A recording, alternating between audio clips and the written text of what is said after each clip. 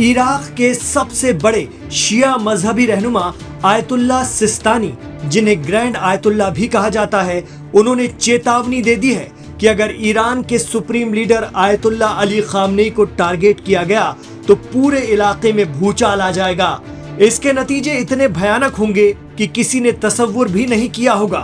दरअसल मध्य इस्राएल के बिरशेबा अस्पताल पर ईरानी हमले के बाद इस्राएली रक्षा मंत्री कैट्स ने बड़ा ऐलान किया है। उन्होंने धमकी दी है कि अब ईरान के supreme leader Ayatollah Ali Khamenei को मारेंगे। कैट्स का ये बयान प्रधानमंत्री बेंजामिन नेतन्याहू के बदला लेने की कसम खाने के कुछ ही देर बाद आया है। पीएम नेतन्याहू पहले भी कह चुके हैं कि अब ये जंग इमाम खामनेई की जान लेने के बाद ही खत्म होगी। ऐसे में आयतुल्लाह सिस्तानी का इराक से आया बयान चर्चा का सबब बन गया है। आयतुल्लाह सिस्तानी इस्लाम के शिया सेक्टर के सबसे बुजुर्ग मजहबी रहनुमा हैं और इस वक्त भी एक्टिव हैं। उनके फतवे आज भी दुनिया भर में शिया मुसलमानों पर बड़ा असर डालते हैं। बताया जाता है कि वो आयतुल्लाह सिस्तानी ही थे जिन्होंने दहशतगर्द तंजीम ISIS यानी दाइश के खिलाफ फतवा दिया था।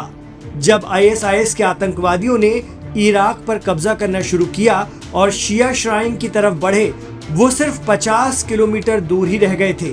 उस वक्त आयतुल्लाह सिस्तानी की कॉल पर इराक के शिया फाइटर्स ने पॉपुलर मोबिलाइजेशन फोर्स बनाई, जिसने लेबनानी तंजीम हिजबुल्लाह के सहयोग से 3 बरस में इराक से दाइश को खदेड़ा था।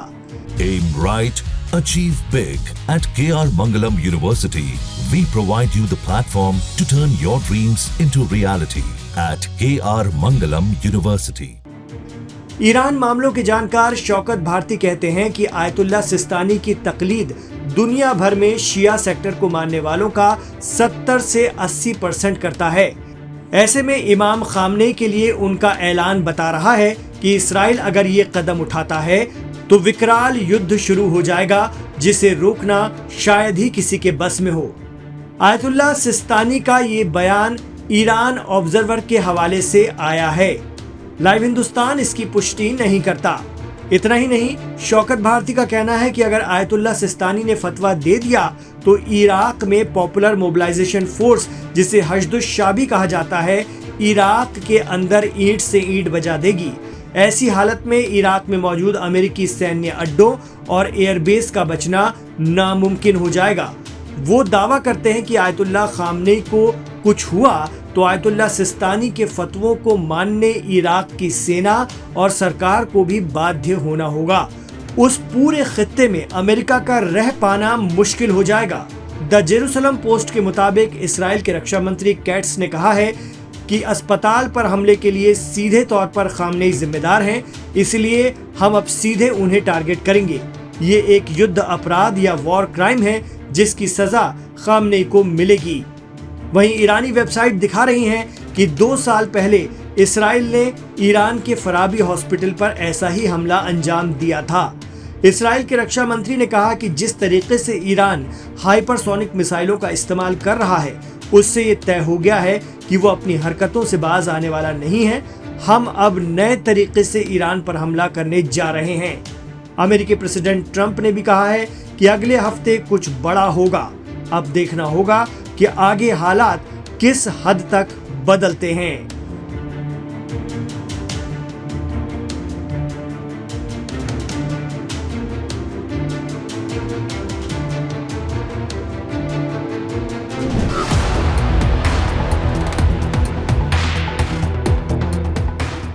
इजराइल और ईरान के बीच युद्ध भयानक मोड़ पर पहुंच चुका है। शुक्रवार को जहां इजराइल ने ईरान में अराक हेवी वाटर रिएक्टर पर हमला कर सनसनी मचा दी थी, इसके महज कुछ घंटों बाद ही ईरान ने इजराइल के सबसे बड़े अस्पतालों में से एक अस्पताल पर बड़ा हमला कर इजराइल को दहला दिया। ईरान की एक मिसाइल दक्षिणी इजराइल के मुख्य अस्पताल में गिरी, जिससे भारी नुकसान हुआ। इजरायली मीडिया ने मिसाइल हमले के कारण क्षतिग्रस्त हुई खिड़कियों और इलाके में उठते घने काले धुएं के फुटेज जारी भी किए।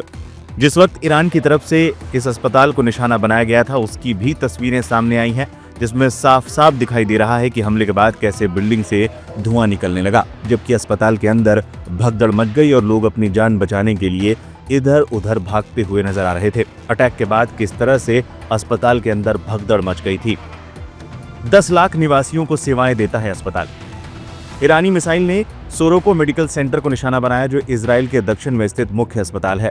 अस्पताल की वेबसाइट के अनुसार इस अस्पताल में 1000 से अधिक बेड हैं और ये इजराइल के दक्षिण में लगभग 10 लाख निवासियों को सेवाएं प्रदान करता है। रिपोर्ट में यह भी कहा गया है कि चिकित्सा केंद्र के कई हिस्से क्षतिग्रस्त हो गए हैं।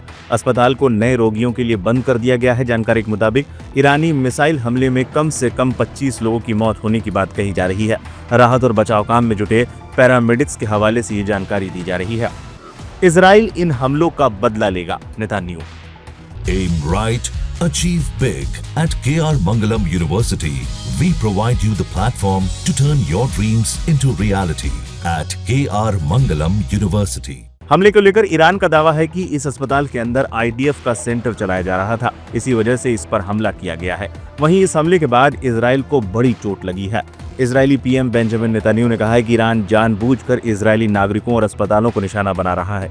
इजराइल इन हमलों का बदला लेगा। एक्स पर लिखे पोस्ट में नेतन्याहू ने लिखा, गुरुवार सुबह ईरान के आतंकी तानाशाहों ने सोरोको अस्पताल और देश के मध्यवर्ती नागरिक इलाकों पर मिसाइलें दागी। हम तेहरान के तानाशाहों से पूरा हिसाब चुकवाएंगे।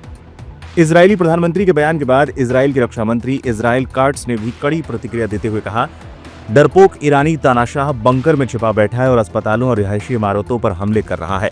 ये सबसे गंभीर प्रकार के युद्ध अपराध हैं और खामनेई को उनके अपराधों के लिए जिम्मेदार ठहराया जाएगा। सीधे तौर पर अस्पताल पर ईरानी हमले के बाद रक्षा मंत्री काट्स ने एक तरीके से ऐलान किया है कि अब ईरान के सुप्रीम लीडर अली खामनेई को मार देंगे। इजराइल के प्रधानमंत्री रक्षा मंत्री के बयान पर प्रतिक्रियाएं आनी भी शुरू हो गई हैं। लोगों ने नेतन्याहू के पोस्ट के नीचे गाजा में इजराइल द्वारा तबाह किए गए अस्पतालों की लिस्ट लगा दी। इट्स ऑल टेमेज नाम के यूजर ने एक पूरी लिस्ट लगाई, जिसमें हमले के समय के साथ अस्पताल में कितने लोगों की मौत हुई उसकी भी जानकारी दे दी। @फराग नासर नाम के यूजर ने लिखा, नेतन्याहू आपने अपने अपराधों के कारण गाजा से स्वास्थ्य प्रणाली को पूरी तरह से तबाह कर दिया और कल आपने ईरानी अस्पतालों पर भी बमबारी की। बदले में आप क्या उम्मीद करते हैं? ईरान आपको वसंत के फूल देगा। क्रिश्चियन FSI नाम की यूजर ने लिखा, गाजा में आप यही कर रहे हैं और आप इसकी सजा कब भुगतेंगे? DR कर्लिन भी नाम की यूजर ने लिखा, पहले ये बताओ तुमने गाजा में कितने अस्पताल तबाह किए? ईरान ने एक साथ दागी 25 मिसाइल। ईरान ने इजराइल पर गुरुवार सुबह बड़ा हमला किया। ईरान ने तेल अवीव पर मिसाइलें दागी, जिसमें कई इमारतें जमींदोज हो गईं। इजराइल ने दावा किया कि ईरान ने एक साथ 25 मिसाइलें दागी थी, जिससे पूरा इजराइल दहल गया था। ईरान के हमले से 100 बेडों वाला यह अस्पताल बुरी तरीके से क्षतिग्रस्त हुआ। ईरान और इजराइल के बीच जारी इस युद्ध में अब तक इजराइल के 30 से ज्यादा लोग मारे गए हैं, वहीं 300 से अधिक लोग घायल हुए हैं। वहीं ईरान में 600 से ज्यादा लोगों की मौत हो चुकी है, जबकि 1300 से ज्यादा लोग घायल बताए गए हैं।